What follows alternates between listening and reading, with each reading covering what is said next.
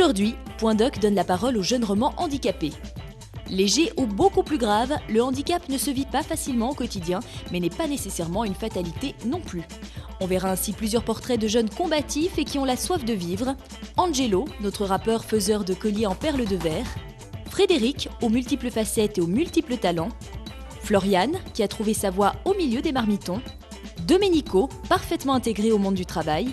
Ou encore Pauline, qui s'est fait sa place dans un univers plutôt masculin. Des portraits parmi d'autres, et pour réagir à ce qui va se dire, plusieurs invités, atteints dans leur santé ou pas, mais qui connaissent bien les difficultés comme les petites joies des jeunes gens handicapés. C'est tout de suite dans Point Doc. Bonjour à vous tous, bonjour à notre public, à nos invités et bienvenue sur le plateau de Point Doc, l'émission qui donne la parole aux jeunes. Aujourd'hui, un thème sensible, certains vont même le qualifier peut-être de difficile. Les jeunes face au handicap, grave, léger, on verra qu'il existe toutes sortes de handicaps à des niveaux différents, mais surtout on va découvrir aujourd'hui toute une galerie de jeunes personnes qui ne baissent pas les bras, des jeunes extrêmement actifs, peut-être même plus actifs que certaines personnes qui ne souffrent pas d'un handicap. Et puis on va surtout découvrir que ces jeunes gens doivent faire face tous les jours au regard d'autrui, et puis également à notre société et à nos infrastructures pas toujours adaptées à leur situation. Pour en parler, plusieurs invités sur notre plateau. Tout d'abord, monsieur Luc Recordon. Bonjour à vous. Bonjour. Merci pour votre présence. Conseiller aux États, vous êtes né avec un lourd handicap. On va y revenir d'ici un très court moment. Et puis également, sur ma droite, monsieur Benoît Ray, chef de département au sein de Pro Infirmis. Il y aura aussi d'autres intervenants au fur et à mesure de l'émission. Mais tout de suite, immersion dans le sujet avec le reportage qui suit. En Suisse, une personne sur 10 est en situation de handicap physique, psychique ou mental. Au sein de cette population, un nombre important de jeunes, une personne sur 20 âgée de 15 à 24 ans. Le type et le degré de handicap varient d'un individu à l'autre et limitent plus ou moins son autonomie. Au jour d'aujourd'hui, on ne dispose pas de données détaillées sur la situation de ces personnes en Suisse. Peut-être que les gens, les fondateurs de notre société n'ont pas forcément pensé à eux quand elle a été construite. Bon, maintenant, c'est pas trop tard, on peut toujours corriger ce genre de choses. Pour moi, il n'y a pas un classement à faire. On est tous humains, on a tous les mêmes droits. Donc je ne ferai pas de classement, non. Il faudrait regarder surtout les personnes qui s'en moquent, parce qu'ils sont surtout très discriminés. Donc voilà, quoi, c'est des gens avec qui on ne doit pas rire, parce que ça peut arriver à tout le monde. Il faut faire avec. Le plus important, c'est qu'ils ont une vie comme nous, et puis faut les respecter. Tout le monde devrait les regarder comme s'ils étaient des personnes normales et puis améliorer leur vie. Je crois qu'ils méritent ça, ils ont déjà un problème, ils n'ont pas besoin d'autres. Que la société soit ouverte pour eux, qu'ils peuvent trouver leur place dans la société. Pourquoi dans des institutions à part? Je me pose la question. Donner les possibilités, les capacités et les moyens aussi de faire, ils pourraient faire autant que nous. C'était pas leur choix d'être handicapés, donc... C'est vrai que ces gens-là, je les admire parce qu'ils ont une volonté, ils ont une grosse volonté et je pense qu'on a beaucoup à apprendre de ces gens-là. La population handicapée se bat quotidiennement pour défendre sa place dans la société. Pour notre émission, certaines de ces personnes ont accepté de parler de leur quotidien face à nos caméras. Pour améliorer les conditions de vie de ces personnes, il est nécessaire aujourd'hui que tous les acteurs de la société se mobilisent pour rendre leur intégration possible. Loin d'être une charge, ces personnes peuvent même jouer un rôle important. Leurs exemples et leurs témoignages nous interpellent et nous permettent de réfléchir à nos valeurs et priorités. De retour sur notre plateau, on vient de voir notamment plusieurs micro-trottoirs, des réactions pleines de bons sentiments, du politiquement correct. Est-ce que c'est l'effet de la caméra? Là, je me tourne vers monsieur Recordon. Vous qui êtes exposé médiatiquement assez régulièrement, est-ce qu'il vous est déjà arrivé de recevoir des remarques désobligeantes par rapport à votre handicap, même anonymes les remarques?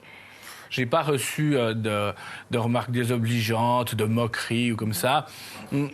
Si ce n'est, mais c'est finalement assez sympa, même si quand j'étais plus jeune, ça pouvait m'agacer. Les petits-enfants qui demandent à leur maman qu'est-ce qu'il a, le monsieur, pourquoi il marche comme ça, etc.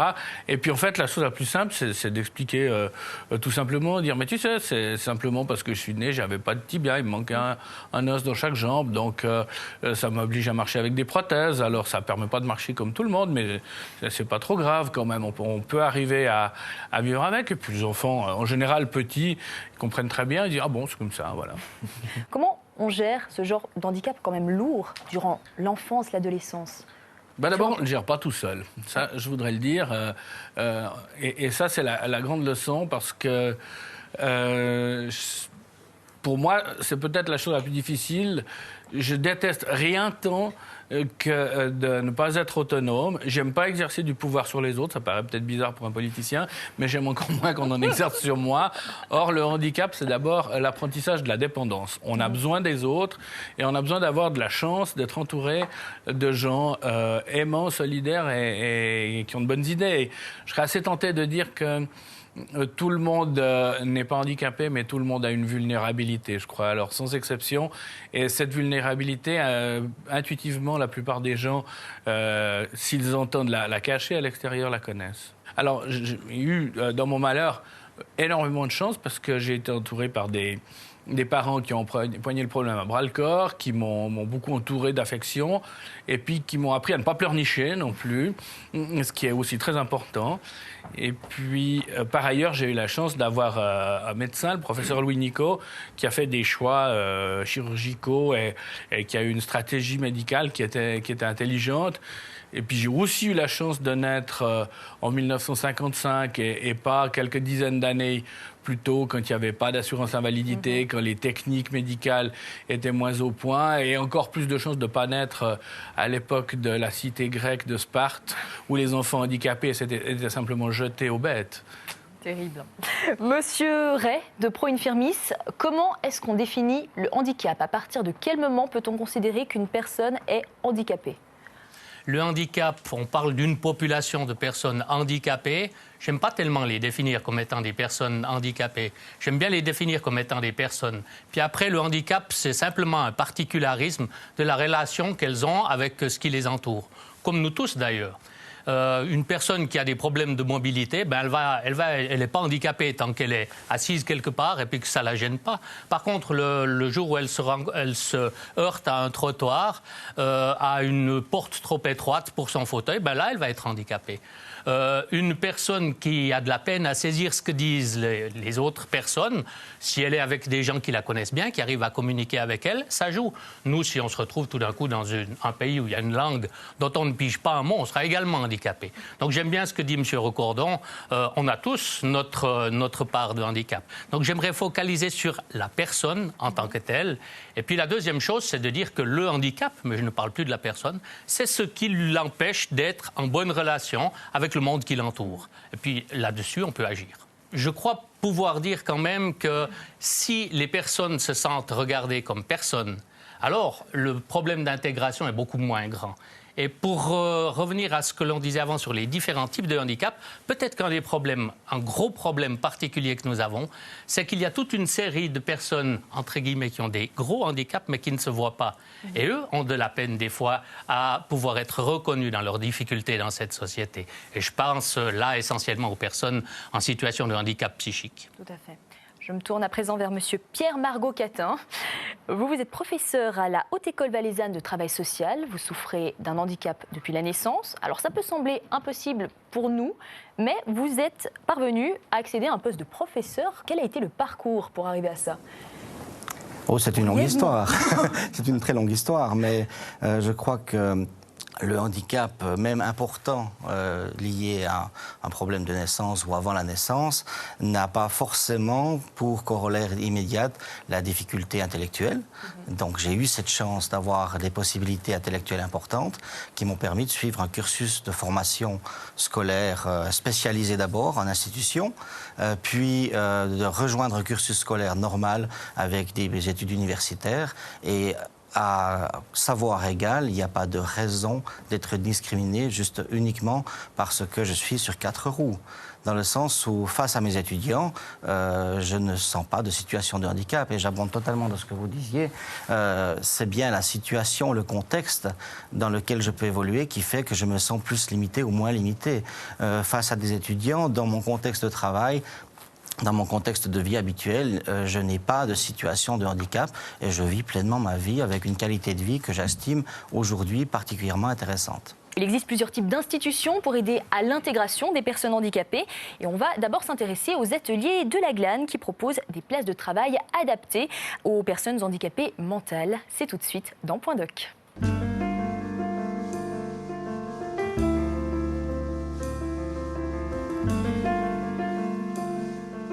Je suis un handicapé, mais je vis toujours comme ça. Depuis mon enfance, j'ai vécu sur une chaise roulante, mais je suis content. Je suis très content. Mais voilà, je préférais marcher, courir, avec les autres sauter, tu vois. Mais je peux pas. Il y a des gens beaucoup qui me regardent à travers, tout ça. Ils disent « Ah, c'est handicapé, c'est un voyou, je sais pas quoi ». Mais je suis pas un voyou, quoi. Mais ils se trompent, beaucoup de ça. Je suis une personne de couleur. C'est que faudrait pas que eux ils me regardent un peu de travers. Parce qu'on est comme on est, quoi. Je fais du rap. Et puis j'aime bien l'écouter du rap. Et puis un peu de R&B, de tout, quoi. Quand j'étais à l'école, je jouais le pitre comme tous les jeunes. Comme tous les jeunes de maintenant, ils font le pitre, quoi. Aujourd'hui, je m'accepte mon handicap. 1, 2, 3, 4. À mes 18 ans, je connais les ateliers. Quand j'ai entendu parler les perles de verre. J'ai tout de suite kiffé, car quand je taffe avec cette chaleur, j'ai l'impression d'être dans mon bled au Cap-Vert. En faisant ces perles, j'ai la sensation de pas travailler avec un rayon de soleil. Alors aider l'intégration, elle passe peut-être par tout simplement une demande, tout ce qu'il y a de plus élémentaire, c'est leur permettre d'être ce qu'ils sont, tout simplement ce qu'ils sont. Effectivement, avec leurs difficultés, avec leurs limites, avec leur handicap, mais aussi avec leur spontanéité, avec leur joie de vivre, avec leur envie de rencontre. Oublier peut-être nos représentations qui mettent trop l'accent sur la difficulté, oublier peut-être aussi nos peurs par rapport à des personnes qui effectivement parfois peuvent présenter des comportements un petit peu étonnants, mais qui demandent en fait que tout simplement à être acceptés.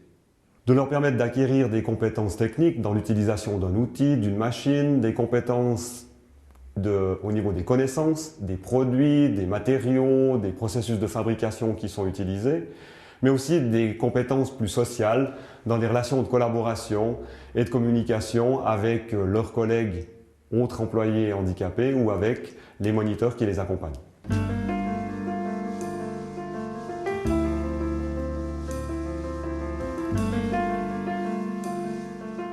Alors, mon métier, je suis le cuisinier.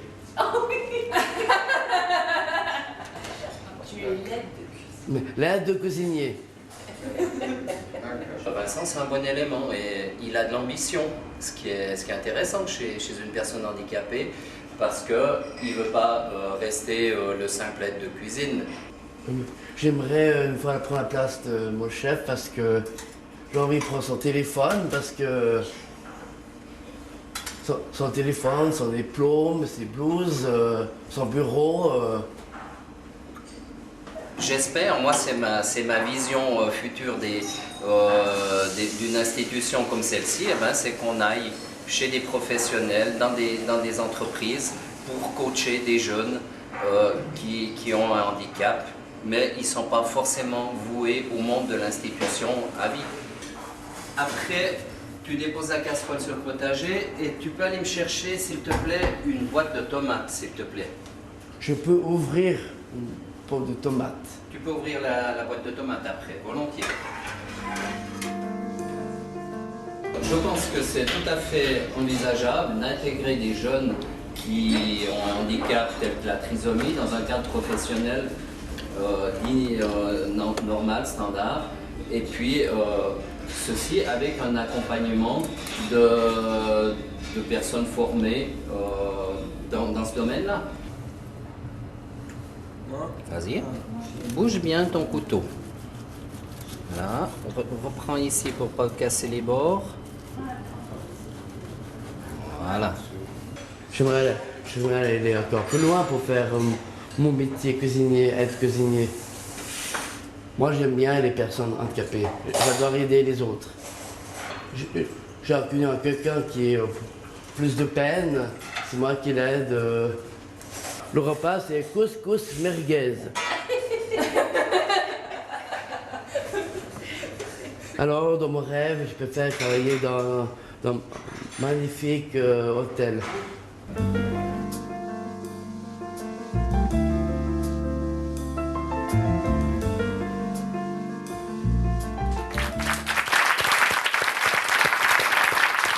Applaudissements pour ces messieurs qui se montrent à nous sans phare. Angelo, jeté devant moi, rappeur comme ça, à quand le single? Tu vas nous sortir un album? Je ne sais pas. Peut-être un jour. Peut-être un jour. En attendant, je crois que tu voulais nous montrer l'une de tes dernières créations. Oui. Un des colis que tu as fait. Où se trouve-t-il? En fait, c'est un collier que je fais. En fait, c'est des perles de verre. Et puis, je fais avec du feu, un chalumeau. Et puis, c'est tout ça. C'est toi qui choisis les formes, les couleurs? Oui. La création artistique, c'est tout toi? Oui. Bah, c'est mignon comme tout ça. Mais quand il y a une commande, je dois faire avec la personne qui commande la couleur. Ok. Merci à toi. On vient de parler avec un artiste, Luc Recordon. Vous-même, vous aviez peut-être une petite fibre artistique durant l'adolescence? Écoutez, honnêtement, je suis assez nul sur le plan artistique. Heureusement, j'avais un professeur de dessin qui était persuadé qu'un effet secondaire de mon handicap, qui fait que j'ai 3 phalanges aux 2 pouces, ça m'empêchait de bien tenir le crayon, alors il me mettait toujours un point de plus à ma note de dessin. Je me suis gardé de le détromper, il me semble que ça m'a jamais vraiment embêté et que si j'étais pas très bon dessin, ça tenait à mon manque de talent. En tout cas, c'est toujours bon à prendre, n'est-ce pas?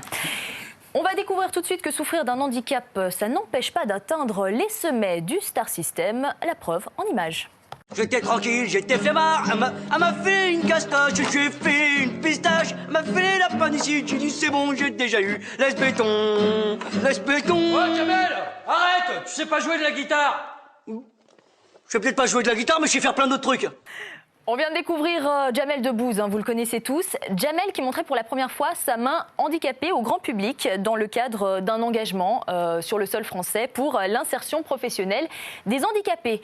On va rester dans les arts du spectacle avec Madame Myriam Rotter. Vous êtes la directrice de Danse Habile qui propose des projets culturels avec des danseurs handicapés ou pas. Première question que j'ai envie de vous poser, comment est-ce qu'on crée des chorégraphies avec ce type de personnes ? Nous essayons de créer, avec ce rencontre, une nouvelle danse, un nouveau langage de corps, très provoquant, très osant. Tout à fait. Et on voit sur les images une personne handicapée physique. Est-ce que vous travaillez peut-être aussi avec des handicapés mentaux? Aussi, avec des personnes handicapées mentaux, oui. Le travail est très différent. Est-ce que ces personnes sont peut-être plus créatives? Qu'est-ce qu'elles ont, j'ai envie de dire, j'aime pas ce terme-là, mais comme plus-value, entre guillemets, sur le plan artistique, évidemment? Tout le monde a quelque chose à dire. L'intérêt ici est qu'est-ce que nous avons à dire ensemble dans cette situation d'art intégré. C'est la première fois qu'il se retrouve sur un plateau de télé face aux caméras. Il souffre d'un léger handicap et malgré ça, il est créatif, agile et même un peu cordon bleu. Tout de suite, le portrait de Frédéric. Frédéric, l'aîné de sa famille, a 19 ans. Il est né avec une insuffisance d'oxygène qui a causé un retard de croissance dans ses facultés. J'avais de la peine à lire et à écrire. À l'école, c'était dur. Ce qui reste difficile pour moi, c'est le regard des autres. Passionné de diabolo, il a atteint une sacrée dextérité dans la manipulation de cet engin. Une bravoure qui permet de changer le regard que les autres portent sur lui. Quand je joue au diabolo, les gens me regardent autrement, ils s'intéressent à moi.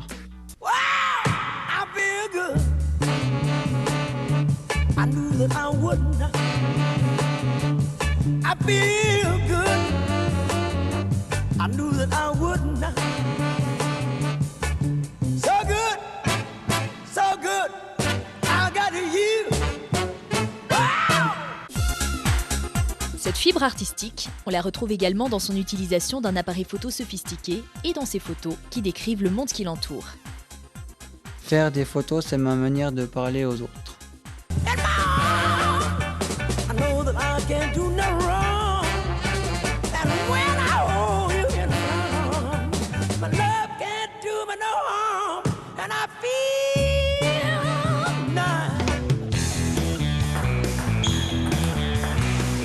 Quand Frédéric ne se promène pas avec son diabolo ou son appareil photo en main, il s'entraîne au ping-pong, autre domaine où il excelle. Son objectif ? Battre son entraîneur. Alors ça lui arrive de me battre, bien sûr, quand il est bien en jambes, bien motivé à l'entraînement, ça lui arrive. Alors c'est un jeune qui fait partie de tous les entraînements, il est très assidu, très régulier. Et c'est un jeune qui est combatif à table, qui est très respectueux de l'adversaire, qui fait preuve de beaucoup d'engagement.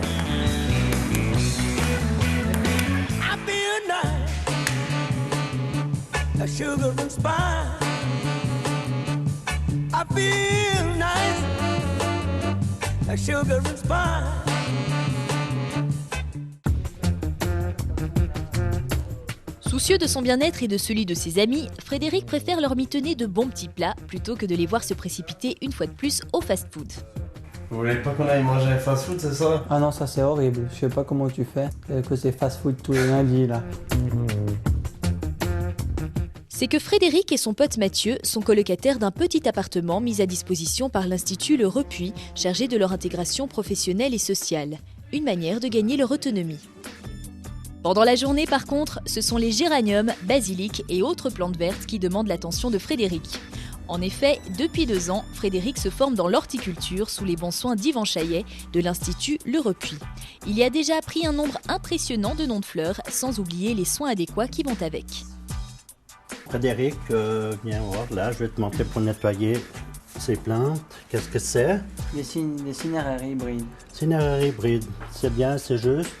Alors, Frédéric, c'est un jeune homme qui est très bien, qui est calme, qui cherche à apprendre, qui essaye de retenir les noms, et puis dans les gestes professionnels, il apprend assez vite.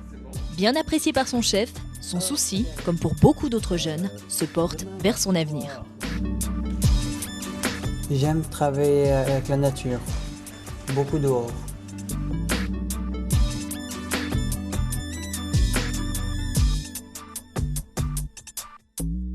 Il manque encore un petit peu de rythme de travail, mais ça c'est au fil du temps que ça viendra.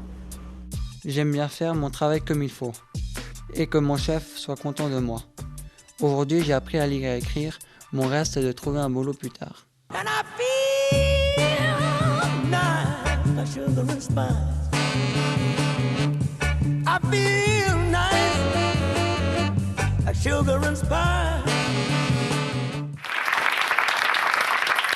Vous pouvez effectivement l'applaudir pour s'être livré à nous sans phare. Bonjour Frédéric. Ça a été comment cette expérience de reportage? J'ai trouvé que c'était une bonne expérience pour moi. C'était la première fois que je faisais un reportage. Ça t'a plu? Oui, beaucoup. Et qu'est-ce que toi tu penses des problèmes qu'on peut avoir les uns, les autres? On a tous des problèmes, mais pas les mêmes. Je montre un exemple. Je trouve que les jeunes qui ont des problèmes à l'école, ils sont rejetés par les autres. Et je ne comprends pas pourquoi. Luc Recordon, on a parlé de formation notamment dans ce reportage. Vous-même, vous avez suivi des études universitaires pour être avocat. Alors, à la fac de Troyes, avec les soucis que vous pouviez avoir, est-ce qu'il y a des éléments particuliers qui étaient difficiles à gérer au quotidien? Écoutez, pas tellement. D'une certaine façon, dans la formation, et en particulier dans la formation universitaire, c'est peut-être justement l'endroit où on se sent le moins handicapé lorsqu'on a un handicap physique, parce que on valorise justement le côté de sa personnalité qui n'est pas atteint par ce handicap. Je me suis d'ailleurs souvent demandé si le fait que j'avais fait 2 formations, j'ai d'abord fait ingénieur physicien à l'EPFL, puis licencié docteur en droit, si c'était une boulimie qui était en rapport avec mon handicap, justement pour me placer sur le terrain où je me sentais plus à l'aise. Monsieur Margot Catin, vous avez été élève comme tout le monde, je l'ai dit aujourd'hui, professeur, tout ça dans des écoles normales, c'est-à-dire non adaptées à la population handicapée. Pourquoi et qu'est-ce que vous avez retiré de ce choix de scolarisation? Alors pas tout, puisque j'ai commencé ma scolarité en institution dans une école spéciale. Et c'est, je pense, la transition du spécial au, entre guillemets, normal qui a été le déclencheur de beaucoup de choses dans ma carrière, dans mes possibilités. Parce qu'effectivement, j'ai enfin pu me confronter directement à la réalité des autres copains d'école. Et j'ai aussi pu apprendre à poser des limites quant à mes exigences face à eux. Parce que c'était plus des spécialistes qui s'occupaient de moi, c'était juste des copains. Donc j'ai dû apprendre aussi à gérer la relation humaine, à ne pas être exigeant, tout en étant respectueux des autres et tout en demandant le respect pour qui j'étais. Et ça, dans tout le cursus de formation professionnelle, ça m'a été très utile. Et ça m'a permis finalement de me profiler comme quelqu'un qui se voulait être déjà sympa, respectueux, mais en même temps qui était poussé par derrière, notamment par la famille, pour être brillant, entre guillemets. Et on va peut-être maintenant terminer cette première partie de l'émission sur une note musicale, pleine de joie de vivre, avec notre jolie chanteuse Kim K. C'était, comme j'ai dit, la première partie de notre émission consacrée aux jeunes face au handicap. On se retrouve prochainement pour la seconde partie. Une émission à retrouver également sur le web, www.inergy.ch.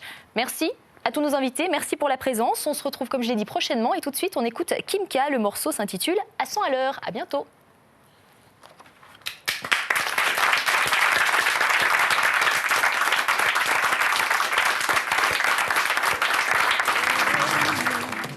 Le jour se lève et je m'éveille. Je quitte mes rêves pour le soleil, sans dire le mot de l'inconnu et suivre les anges dans l'avenue. Oui, j'ai confiance en ma lumière. J'ai de la chance d'être sur terre, d'être sur terre. Je chante la vie à 100 à l'heure, au rythme des battements de mon cœur. Pour faire plus rien ne me fait peur. Le ciel, la mer, c'est le bonheur. Je chante la vie à 100 à l'heure, au rythme des battements de mon cœur. Pour faire plus rien ne me fait peur. Le ciel, la mer, c'est le bonheur. La vie m'emporte vers d'autres sphères, dans l'inconnu et ses mystères. Après l'aurore, le crépuscule, tout devient au clair de lune. Je suis les lignes de ma main qui illuminent mes lendemains, mes lendemains.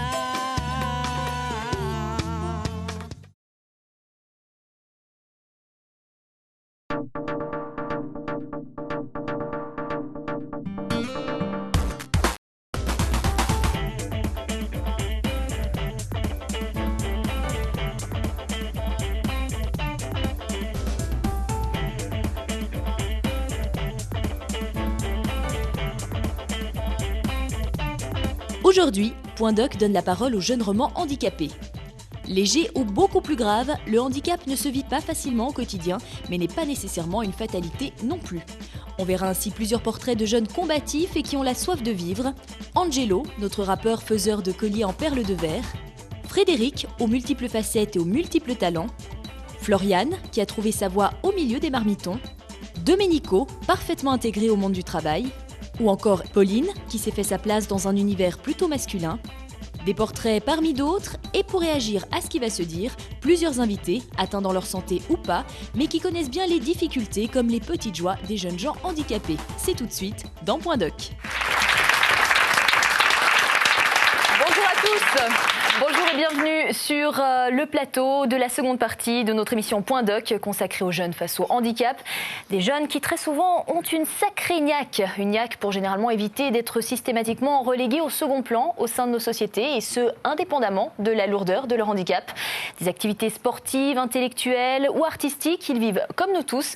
Tout de suite, notre invité fil rouge, une nouvelle fois Luc Recordon. Rebonjour. Rebonjour. Et merci. Et puis d'autres invités qu'on va découvrir au fur et à mesure. Mais on va tout d'abord parler travail, le monde du travail et puis surtout l'intégration dans ce monde-là un peu particulier. Tout de suite avec un petit clip délirant qui y fait référence. Ah, Jamel, est-ce que vous pourriez m'attraper le dossier gris là-haut, s'il vous plaît? Mais avec plaisir, Jean-Pierre, bloquez-moi tout ça. Là, attention. Je l'ai. Voilà. Jamel, c'est pas celui-là. Bloquez-moi tout ça.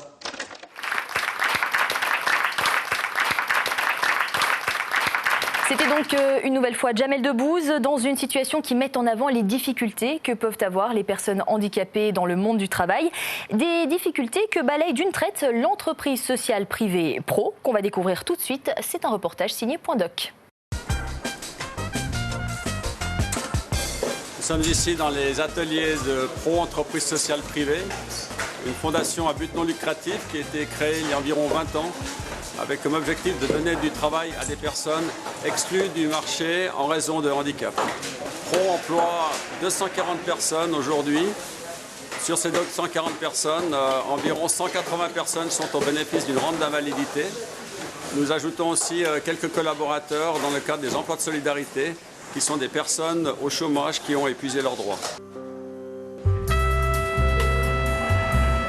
Que ce soit dans la restauration, la signalisation, la menuiserie ou encore l'industrie, les équipes de Pro visent une qualité irréprochable dans leur travail. Un peu à l'instar d'un de leurs collaborateurs, Domenico. Moi, je suis responsable d'une partie du stock pour Sécheron. C'est-à-dire que je m'occupe de stocker les pièces, de les ranger, puis de les redistribuer aux opérateurs pour qu'ils puissent travailler. C'est une satisfaction personnelle et c'est enrichissant de travailler, d'apprendre des choses et de gagner sa vie aussi, comme n'importe qui. J'ai une maladie qui s'appelle nystagmus. C'est une maladie qui atteint les neurones en fait. Et c'est ce qui engendre ce mouvement perpétuel de l'œil. Et ça provoque aussi une assez forte myopie.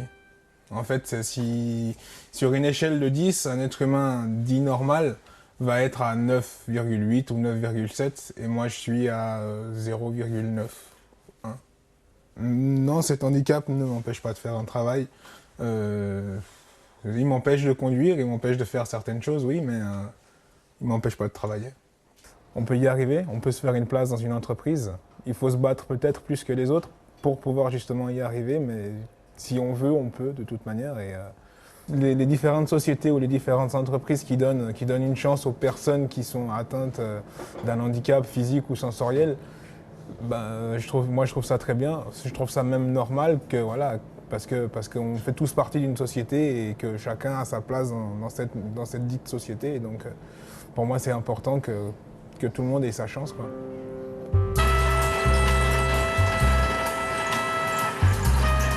Il est tout à fait possible de travailler avec des entreprises qui mettent une qualité d'infrastructure et une organisation pour encadrer, j'allais dire, des ressources avec un profil quand même un petit peu particulier et donner satisfaction en termes de qualité, en termes de prestations économiques. Et voici un exemple de sous-ensemble qui sont fabriqués par la société Fondation Pro et qui eux-mêmes sont ensuite intégrés, j'allais dire, dans nos produits. Dans les disjoncteurs plus particulièrement. Tout le monde connaît donc ce que c'est qu'un disjoncteur puisque tout le monde en a à la maison.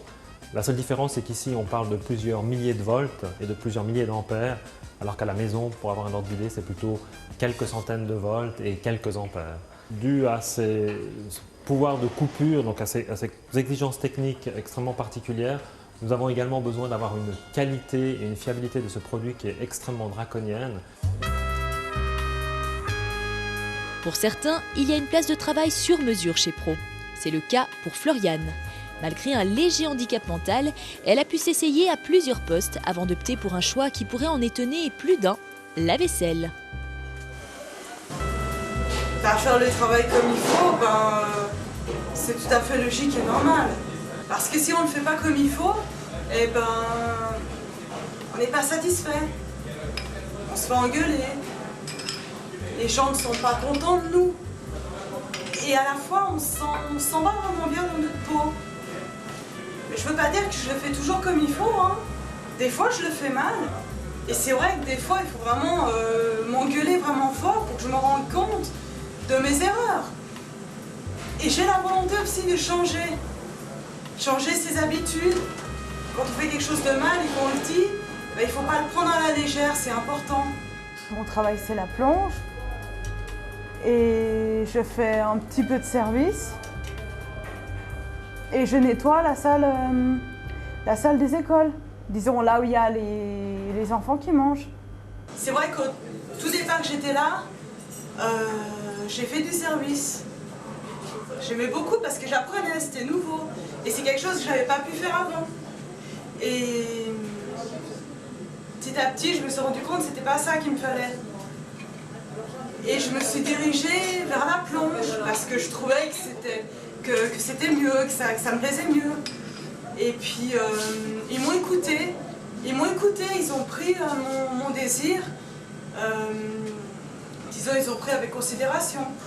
Je pourrais chercher ailleurs, mais ailleurs ça ne fonctionnerait pas vraiment à cause des problèmes que j'ai. Problèmes déjà de lenteur, de relâche. Mais relâche, c'est que des fois mon travail, sans le vouloir vraiment, je le fais mal. Et c'est pas voulu. Et ailleurs, ça fonctionnerait une fois, 2 fois, et après, loin. Si on m'enlève ce travail, supposons que je sois renvoyée, maintenant avec la crise financière qu'il y a, ça va être dur de trouver.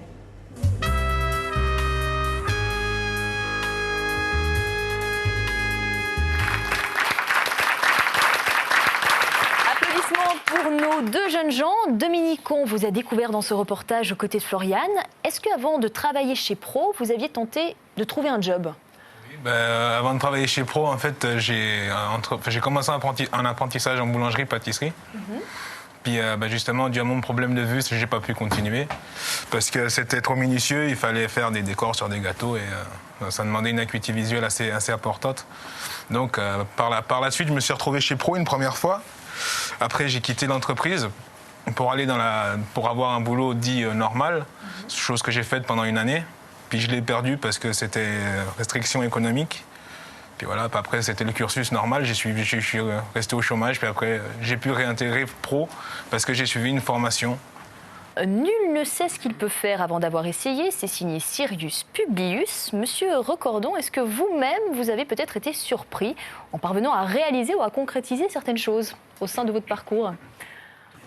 Notamment, je pense que quand je suis né, les gens ne me donnaient pas cher à part mon médecin et peut-être mes parents, de la possibilité de marcher. Alors évidemment que lorsque... à 4 ans, on m'a mis sur des skis. Effectivement, ça a surpris tout le monde. Pas moi, parce que les enfants ne sont jamais surpris, parce qu'ils n'ont pas de point de référence. Donc, on leur fait faire les choses et ils le font. Et c'est vrai que je ne pense pas qu'on puisse tout faire quand même. La caractéristique du handicap, c'est d'apprendre plus vite et plus fortement des frustrations. J'ai parlé de la dépendance, on pourrait parler simplement de la limitation, peut-être aussi de déplaire, la question du regard que vous avez évoqué. Donc on ne peut pas dire que tout est possible avec la volonté. Mais enfin, c'est vrai que ça suscite la volonté et ça permet quand même un certain dépassement. Il y a un effet d'entraînement, comme chez les sportifs, par le fait d'être confronté très tôt à des situations très exigeantes. Alors, pour reprendre l'image des sportifs, ça passe ou ça casse. Malheureusement, des fois, on est cassé parce que c'est trop dur, mais assez souvent, ça passe et ça se permet même de dire que ça dépasse ou ça se dépasse. On va se pencher une nouvelle fois sur ces entreprises qui favorisent l'intégration des jeunes personnes atteintes dans leur santé, des entreprises qui en retirent même des bénéfices, à l'instar de la société Vorlet Paysage, tour d'horizon du patron avec le reportage qui suit. j'ai une maladie, j'ai l'angoisse, la TDAH, un trouble de comportement intérieur. Suite à des problèmes de famille, de sentimental et tout ça.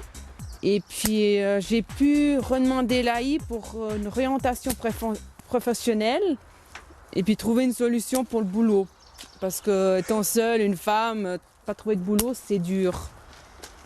Ils m'ont proposé de faire un CFC de floricultrice. Fini en 2003, la galère commence. Parce que étant une femme floricultrice, production de plantes, il n'y a pas beaucoup d'embauches. J'ai eu la chance de trouver chez Vorlet, paysagiste, de me donner une chance pour intégrer ce milieu d'hommes.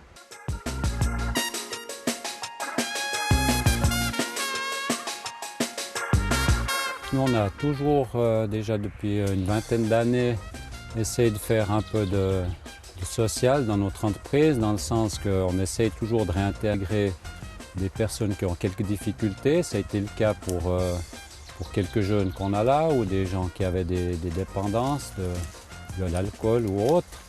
Et puis on essaye de... C'est clair, on ne peut pas employer 10 personnes à plein temps chez nous, mais dans la mesure de notre structure, 3, 4, 5, 6 personnes sont intégrées, sont mises dans les équipes. Et puis au départ, ça se passe par des stages de 2-3 semaines. Et puis après, une évaluation qui se fait avec l'AI, avec les formateurs. Et puis après, on les engage à une durée indéterminée, en fait. Et puis je crois que très vite, ces jeunes, ils n'ont absolument plus de différence avec nos employés. Ils font partie de la maison. Et même souvent, ils peuvent donner l'exemple, parce que c'est des gens qui sont très motivés, qui sont responsables, qui font très bien leur travail. Il n'y a pas de souci avec eux. Il faut simplement avoir le coup de cœur et puis la volonté. Mais en tout cas, c'est absolument pas contraignant, ni sur l'aspect financier, ni sur l'aspect humain. Alors, l'assurance invalidité a un rôle de médiateur et aussi de soutien financier dans cette démarche.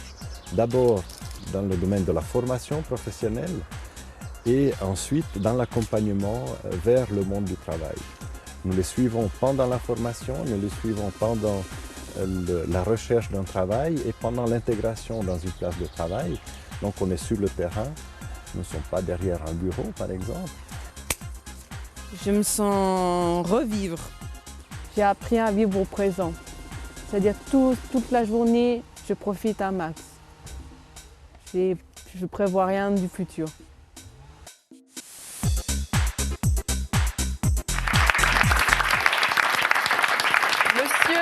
Marco Lepori, vous êtes adjoint de direction, responsable de la réadaptation professionnelle à l'AI du côté de Fribourg. On a appris grâce au reportage que contrairement à la pensée populaire, les gens de l'AI ne sont pas que des bureaucrates.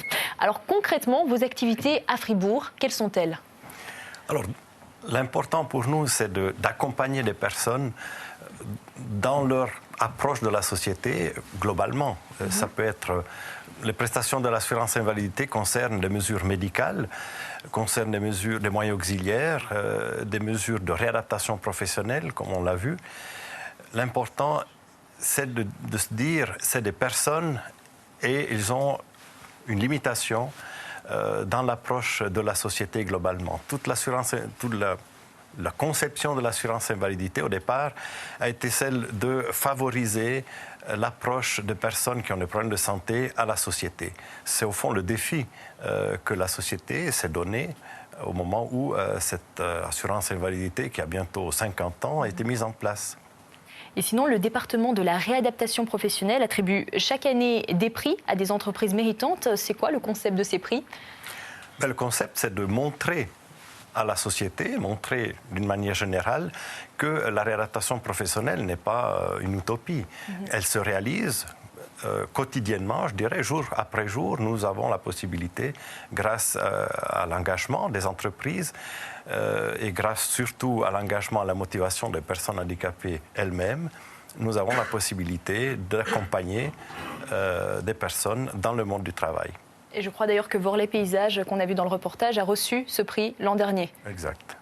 On va peut-être un peu oublier le travail, il n'y a pas que ça dans la vie. On découvre maintenant une jeune femme, elle adore son boulot malgré son handicap. Elle est peu à peu devenue indépendante. Bienvenue dans le monde d'Isabelle, bienvenue dans sa vie quotidienne.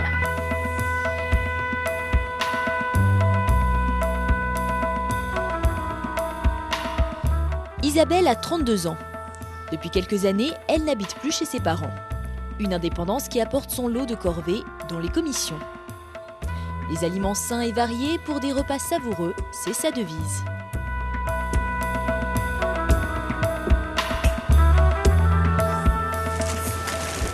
Salut Isabelle. Ça va?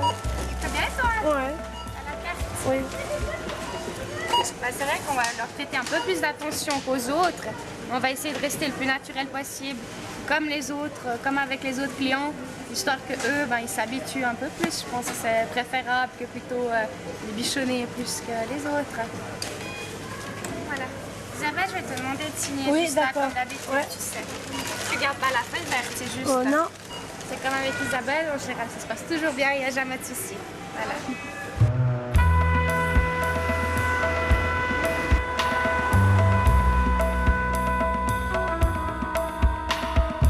Une fois par semaine, c'est Isabelle qui prépare le souper pour ses colocataires, avec lesquels elle partage un appartement à Romont. On a le jeudi soir, je prépare à souper pour 8 personnes.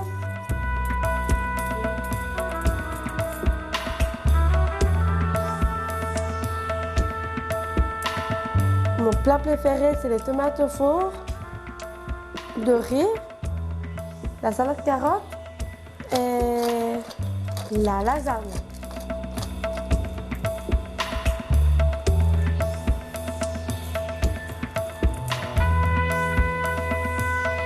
Coquette, Isabelle prend soin de son apparence avant de se rendre comme tous les jours à son travail aux ateliers de la Glane.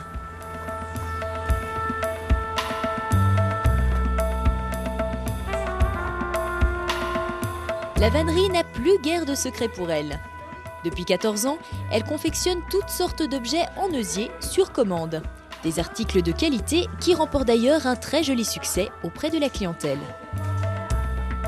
Mon travail, c'est important. Et je suis contente et heureuse à vivre ici. Ma famille, elle est toujours là aussi avec moi. Voilà. Mes soeurs aussi. Je me lève demain matin, j'ai le boulot à faire. Le moniteur qui est matin demain. Puis, bonne nuit les petits.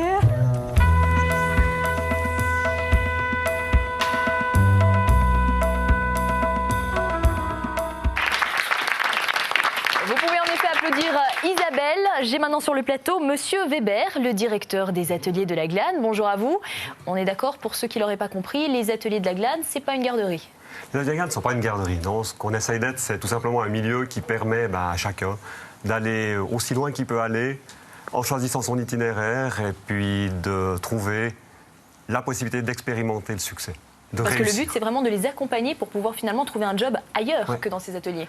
Alors effectivement, de trouver un job ailleurs et de trouver aussi une satisfaction dans l'existence. L'idée, c'est vraiment une vie de qualité, permettre et accompagner la personne en fonction de son rythme, sans objectif, je dirais, préétabli, sans plan institutionnel trop programmé, mais en respectant la personne dans ses souhaits, dans ses envies et dans ce qu'elle peut réussir. Justement, vous avez un discours très humaniste par rapport à vos petits protégés. Alors d'après vous, qu'est-ce qu'on a, nous autres, à apprendre de ces personnes qui travaillent chez vous, aux ateliers de la Glane? Alors déjà, on a des choses à désapprendre. C'est à ne pas trop les protéger, parce que je ne crois pas que c'est ce qu'ils recherchent. C'est effectivement plutôt d'avoir le droit de rencontrer, le droit d'expérimenter, le droit d'être respecté. Et puis un petit peu comme le disait la caissière là, dans le reportage, c'est vrai d'oser faire confiance pour leur permettre d'exister et puis de montrer que tout compte fait, ils nous ressemblent étrangement et puis qu'on n'est pas très différents les uns des autres. Nos intervenants suivants se prennent en charge quasi tout seuls, ils ont une belle énergie. Par exemple, mademoiselle Émilie Ray. Émilie, comment vous nous expliqueriez à nous, qui ne connaissons pas bien, ce qu'est le power hockey? Le power hockey, c'est de l'uni-hockey joué en chaise roulante électrique. Et vous avez commencé à y jouer il y a longtemps de ça? Non, ça fait à peine un an qu'on a commencé en fait à faire plutôt des matchs. Pour l'instant, il n'y a pas encore d'entraînement du tout. Et qu'est-ce que ça vous apporte sur un plan humain ou peut-être social? Quelque chose de partagé, simplement, de sympathique, à partager avec d'autres personnes. Tisser des amitiés, j'imagine aussi? Pas forcément, en tout cas pas pour l'instant, parce qu'on n'a peu l'occasion de se voir, mais... ouais. On a également sur le plateau le frère d'Émilie, le frère jumeau, Romain. Romain, est-ce que vous, de votre côté, grâce à l'évolution des technologies, vous parvenez, je ne sais pas, par exemple, à jouer au power ou uni-hockey avec votre sœur, ou à toutes sortes d'autres jeux? Alors, il y aurait tout à fait la possibilité de jouer avec eux, à savoir qu'à ce moment-là, il faudrait me contraindre dans une certaine mesure pour que ce soit à égalité, sans quoi ce ne serait pas très sympa. Non. Mais oui, il y a tout à fait moyen, c'est un fait. On a également sur le plateau de la graine de champion, Lauriane Duhay et Yannick Tissière. Vous avez tous deux participé aux Special Olympics. Juste derrière vous, monsieur Thierry Fumeau, vous êtes leur coach. Pour ceux qui ne connaissent pas, qu'est-ce que les Special Olympics? Alors c'est ce qui correspondrait par rapport aux Jeux Olympiques pour les personnes valides. Tout ce qui touche Special Olympics, c'est tout ce qui touche l'handicap mental. C'est un concours national, international? Non, là où nous sommes allés, c'est des Jeux mondiaux, c'est les Jeux Olympiques. D'accord. Et ces deux jeunes gens, je crois, ont remporté des médailles, des distinctions. Quelles sont-elles? Lauriane a fait 4e, 5e, 6e. Et Yannick, 3e, 4e, 5e ou 2e, 4e, 5e. Je pense que ça peut s'applaudir, ça. Et ils ont leur médaille sur eux. Et est-ce qu'il y a peut-être des valeurs nobles qui ressortent plus encore lorsqu'on fait du sport entre personnes atteintes dans leur santé? La non-compétition, je dirais. Ils sont contents de gagner, mais ils sont encore plus contents si c'est le copain qui gagne. Ah ouais. Donc solidarité. On s'approche gentiment de la fin, c'est l'heure du tour de table. Le petit mot de conclusion avec d'abord monsieur Recordon. Il y a peut-être des jeunes gens qui nous regardent, qui sont dans des situations de handicap. Alors maintenant, qu'est-ce que vous avez envie de leur dire quand on entend tous ces jeunes gens qui font tout ça, et peut-être vous-même avec le recul que vous avez sur votre parcours? Il y a des moments extrêmement pénibles, enfin en tout cas dans mon parcours. Il y a des moments où j'étais enfant et où c'était suffisamment rude sur le plan notamment de la douleur physique pour qu'on en vienne à se poser des questions existentielles qu'on ne se pose pas, comme ça m'est arrivé d'habitude, on ne se pose pas ça à l'âge de 8 ans, de se demander qu'est-ce qu'on fait sur la Terre et si ça vaut vraiment bien la peine d'y être. Mais qu'avec l'appui de notre société, qui a quand même, je crois que c'est un effet de civilisation, qui a bien évolué, quelqu'un l'a bien fait remarquer tout à l'heure, c'est devenu normal d'épauler les personnes souffrant d'un handicap, quel qu'il soit. On peut aller de l'avant, on peut même se dépasser peut-être plus facilement que les autres et retourner la situation à notre avantage. Alors j'ai confiance en ma lumière. Eh ben, on vous souhaite d'avoir confiance et qu'elle soit toujours bien allumée. Suzanne Gardner, donc vous êtes paraplégique, très active dans les associations. On m'a dit aussi très grande voyageuse. Alors, sur un plan concret, parce que finalement, nous, on ne le connaît pas, comment est-ce qu'on voyage très loin? Je pense que ce n'est pas parce qu'on est handicapé qu'il faut s'empêcher de voyager, de travailler ou d'être motivé. Parce que pour moi, ce qui compte le plus dans la vie, c'est la motivation. Monsieur Benoît Ray, de Pro Infirmis, à votre avis, qu'est-ce que le secteur privé a gagné en engageant des personnes handicapées, atteintes dans leur santé? Alors, je crois que le secteur privé, pour lui, c'est de porter un autre regard sur ce qui est habituel. Je trouve très intéressant, et on l'a vu dans tous les reportages, il y a une énorme motivation, on vient d'en parler, il y a une énorme volonté de réussir, et il y a une énorme manière d'apprécier chaque instant de la vie de tous les jours. Et je crois que nous, les malheureusement non handicapés, j'allais dire, avons énormément à apprendre dans ce domaine-là. Le secteur privé a beaucoup à en apprendre dans le sens où, au niveau des rythmes de travail, au niveau de la manière dont nous fonctionnons les uns avec les autres, nous ferions bien de temps en temps d'ouvrir un œil sur la manière dont abordent les personnes handicapées tout ce qui fait leur vie de tous les jours, les loisirs, le travail, les relations sociales. Et je crois que c'est dans ce domaine-là qu'ils nous apportent énormément. Et monsieur Margot Catin, alors vous êtes le prof de notre petite assemblée aujourd'hui. Avec tout ce que vous avez entendu, quelle sera donc la synthèse du professeur? Alors je crois que le handicap se résume à notre difficulté à gérer la relation à la différence. Et lorsque l'on arrive à se mettre dans la tête le fait que la différence, c'est en fait ce que Alexandre Jolien appelle la singularité de l'être humain, donc sa richesse, sa particularité, son petit élément qui fait que l'on est tous différents, on n'a plus peur de cette différence. Donc peut-être qu'on n'a plus forcément peur de ce fichu handicap qui fait que l'on se catégorise toujours l'un d'un côté, l'autre de l'autre. Et si je fais souvent le grand écart en tant que professeur, mais en même temps personne en situation de handicap, c'est peut-être parce que j'ai compris qu'on pouvait passer des ponts, créer des ponts entre ces deux mondes pour essayer de comprendre que finalement l'être humain est au centre du débat. Merci à vous. C'est la fin de ce point doc consacré aux jeunes face au handicap. Merci à vous tous pour votre présence. Merci de nous avoir suivis. Point doc qui peut être retrouvé sur internet www.tinergy.ch.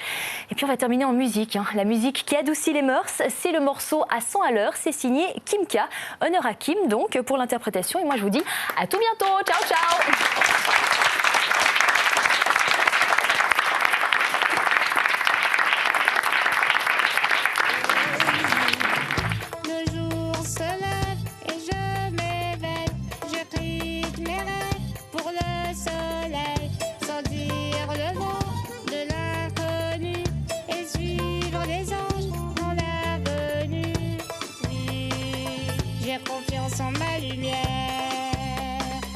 J'ai de la chance d'être sur terre,